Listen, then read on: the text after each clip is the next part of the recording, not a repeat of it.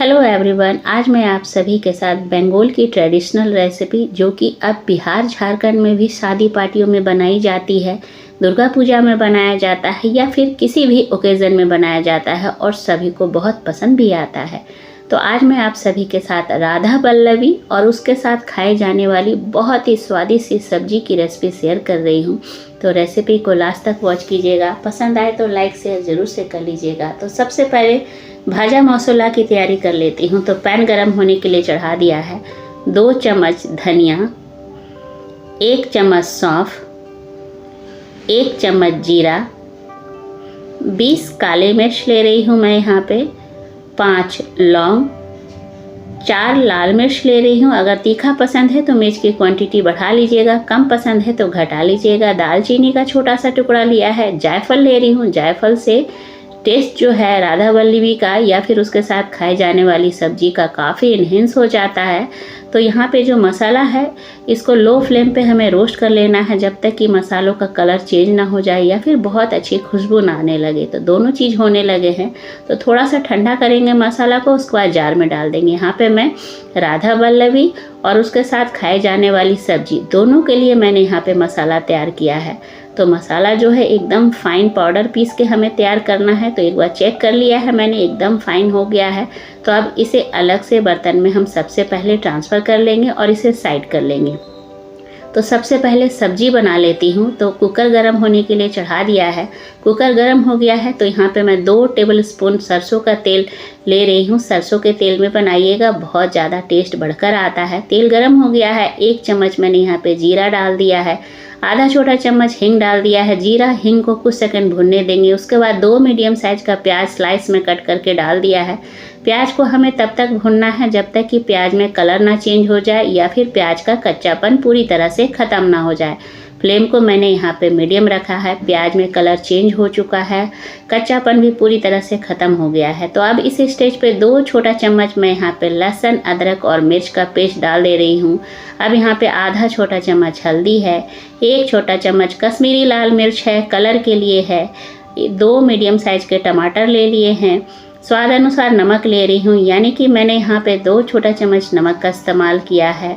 और यहाँ पे चीनी के बदले मैं गुड़ का इस्तेमाल कर रही हूँ। चीनी या गुड़ थोड़ा सा ज़रूर डालिएगा, बंगाली ट्रेडिशनल रेसिपी है तो चीनी या गुड़ तो बनता ही है।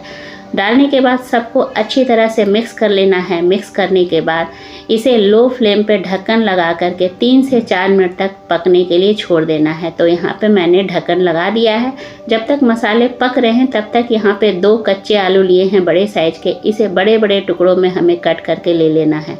मैं यहाँ पे चना दाल और आलू मिक्स तड़का बना रही हूँ। आप राधा पल्लवी के साथ आलू दम बना सकते हैं, आलू मटर बना सकते हैं, सिर्फ चने दाल का तड़का भी बना सकते हैं या फिर मेरी तरह चना दाल और आलू मिक्स करके तड़का बना सकते हैं, जो कि राधा पल्लवी के साथ बहुत ही खाने में अच्छा लगता है। तो मैंने यहाँ पे 1 कप चना दाल 2 घंटे पहले भिगो करके रख दिया था। चना दाल जो है फूल चुका है अच्छी तरह से। तो अब मसाला चेक कर लेते हैं। तो मसाला जो है बहुत अच्छी तरह से भुन चुका है। टमाटर जो है बहुत अच्छी तरह से सॉफ्ट हो चुका है। तो एक बार हम चम्मच से अच्छी तरह से दबा दबा कर चला लेंगे। चलाने के बाद यहाँ पे आलूओं को पहले डाल देना है। यहाँ पे जो हमने अभी बड़े बड़े टुकड़ों में कट करके रखे थे उसको डाल देना है।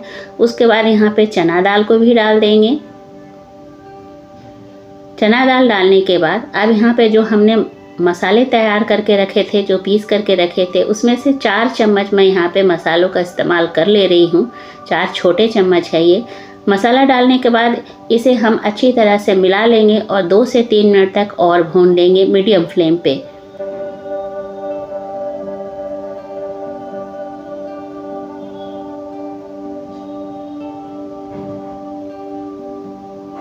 तो यहाँ पे 3 से 4 मिनट तक भूनने के बाद मैं यहाँ पे 1 बड़ा गिलास पानी डाल दे रही हूँ, क्योंकि राधा पल्लवी के साथ खाने के लिए जो भी सब्ज़ी बनाई जाती है वो थोड़ी सी पतली ही रहती है। अब यहाँ पे मैंने कसूरी मेथी डाल दिया है, हरा धनिया डाल दिया है।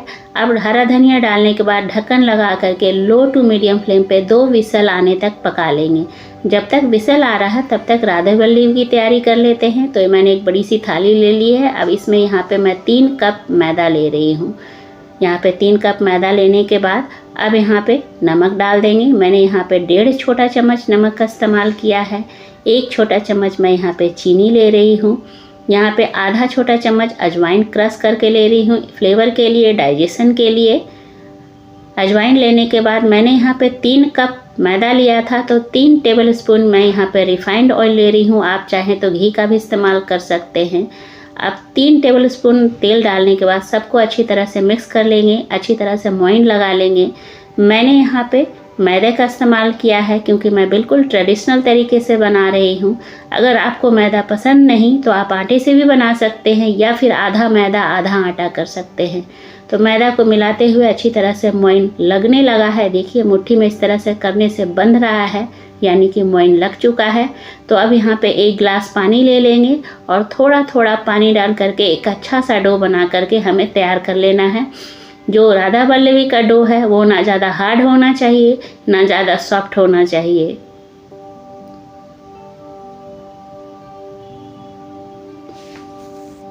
तो यहाँ पे बहुत ही अच्छा सा डो हमने बनाकर तैयार कर लिया है।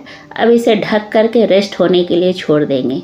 इधर सब्जी में 2 विसल आ चुका था, तो गैस से नीचे उतार दूंगी और इसे ऐसे ही बंद छोड़ दूंगी।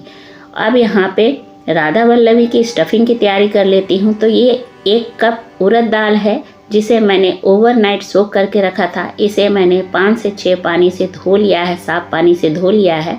अब उसी जार में, जिस जार में हमने सूखे मसालों का पाउडर बनाया था, उसी जार में डाल करके इसका भी एक पेस्ट बना के हमें तैयार कर लेना है।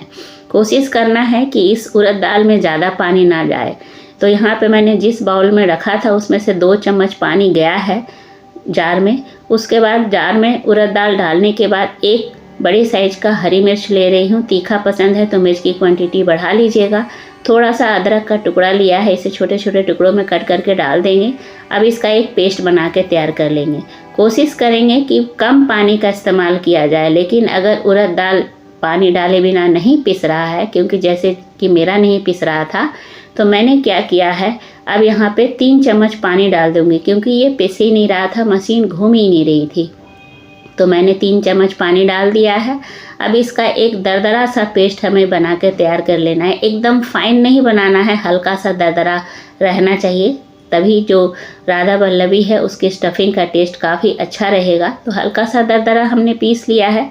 पैन गरम होने के लिए चढ़ा दिया है। 2 चम्मच मैंने यहाँ पे रिफाइंड ऑयल का इस्तेमाल किया है। ऑयल को पहले हमें अच्छी तरह से गरम कर लेना है। जब ऑयल अच्छी तरह से गर्म हो जाए तो यहाँ पे आधा छोटा चम्मच हींग डालना है। हींग जरूर डालिएगा फ्रेंड्स, क्योंकि उड़द दाल है, उड़द दाल डाइजेशन में हेल्प करेगा हींग डालने से, तो हींग जरूर डालिएगा। तो हींग डाल के कुछ सेकंड भून लिया है। उसके बाद पिसा हुआ उड़द दाल डाल देंगे।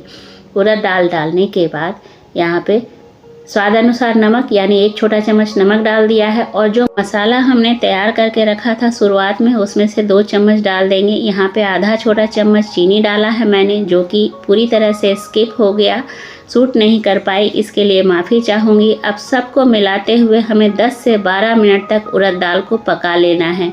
ध्यान रखना है उड़द दाल बिल्कुल कच्चा नहीं रहना चाहिए, वरना राधा वल्लभी में टेस्ट नहीं आएगा। नॉन स्टिक पैन का इस्तेमाल करेंगे तो ज़्यादा अच्छा रहेगा, क्योंकि उड़द दाल है तो स्टिकी काफ़ी होता है, भूनने में परेशानी होगी, लेकिन जैसे जैसे भुनेगी ये अपने आप स्टिकीपन, जो इसका स्टिकीपन है वो ख़त्म हो जाएगा। तो मैंने थोड़ा सा इसमें से टेस्ट किया था, उड़द दाल बिल्कुल कच्चा नहीं है। आप भी टेस्ट कर लीजिएगा, अगर भूनते भूनते समझ में ना आए तो अब इसे फैला के छोड़ देंगे ठंडा होने के लिए।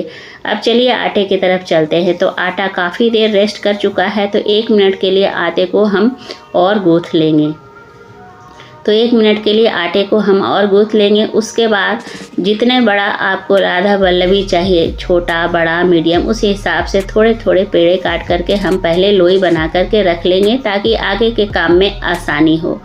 तो इस तरह से मैं ज़्यादा बड़ा भी नहीं कर रही हूँ, ज़्यादा छोटा भी नहीं कर रही हूँ, मीडियम साइज़ का राधा वल्लभी बनाऊँगी, इसलिए ऐसे छोटे छोटे गोले हमने बना के तैयार कर लिए हैं।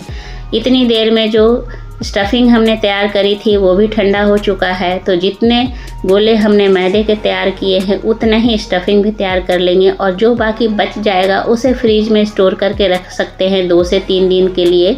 आप पराठा पूड़ी जब जो मन करे स्टफ़ करके बना सकते हैं। तो इतना सारा स्टफिंग बच चुका है, तो इसे मैं फ्रीज में रख दूँगी। अब चलिए बेलने के प्रोसेस पे।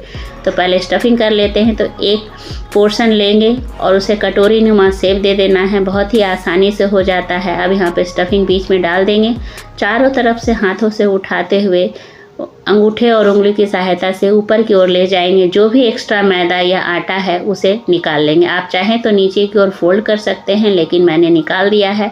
अब हल्का हल्का प्रेस कर देंगे ताकि स्टफिंग अंदर की ओर चारों तरफ से फैल जाए और इस तरह से घुमा लेंगे हाथों से।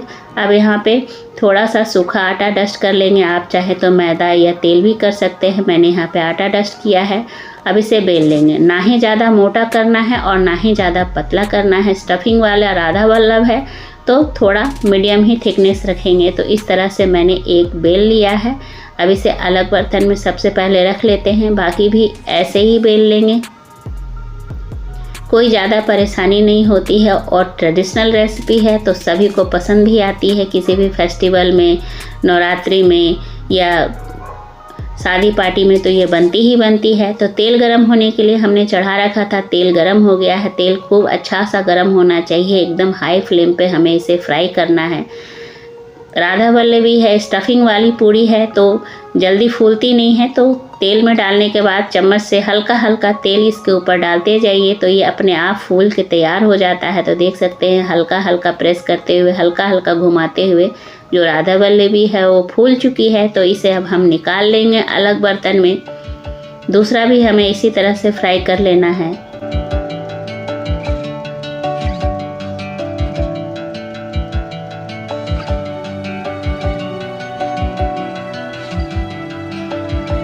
तो इधर आप सब्जी भी चेक कर लेती हूँ। मैंने उतार करके बिल्कुल ढक्कन खोला नहीं था। आप देख सकते हैं इसकी रंगत बहुत ही स्वादिष्ट लगती है। आप नॉर्मल पूड़ी के साथ, प्लेन राइस के साथ भी इस चना दाल आलू के तड़के की रेसिपी को ट्राई कर सकते हो, बहुत पसंद आती है। तो यहाँ पे मैंने सब्जी प्लेटिंग कर दी है। अब गर्मा गर्म राधा वल्लभी भी प्लेट में रख लेती हूँ।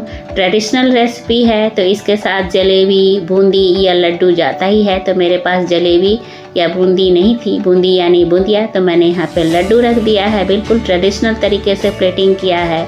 तो अब यहाँ पे मैं आपको एक राधा वल्लभी तोड़ करके दिखाती हूँ कि स्टफिंग जो है वो कितना शानदार हुआ है। पूरी तरह से पूड़ी में चारों तरफ से स्टफिंग जो है वो फैला हुआ है, जो कि खाने में बहुत ही स्वादिष्ट लगता है। गर्मा गर्म बनाइए और अपने फैमिली मेम्बर को खिलाइए, सब आपकी बहुत ही तारीफ़ करेंगे। बहुत ही अच्छी लगती है ये रेसिपी। तो आई होप आप लोग को आज की रेसिपी अच्छी लगी होगी। अगर अच्छी लगे तो लाइक शेयर कीजिएगा। चैनल पे नए हैं तो सब्सक्राइब करना बिल्कुल मत भूलिएगा। बेल आइकन को भी प्रेस कर दीजिएगा ताकि आने वाली वीडियो की नोटिफिकेशन आपको सबसे पहले मिले। मिलती हूँ अगले रेसिपी में, तब तक के लिए टेक केयर, बाय बाय।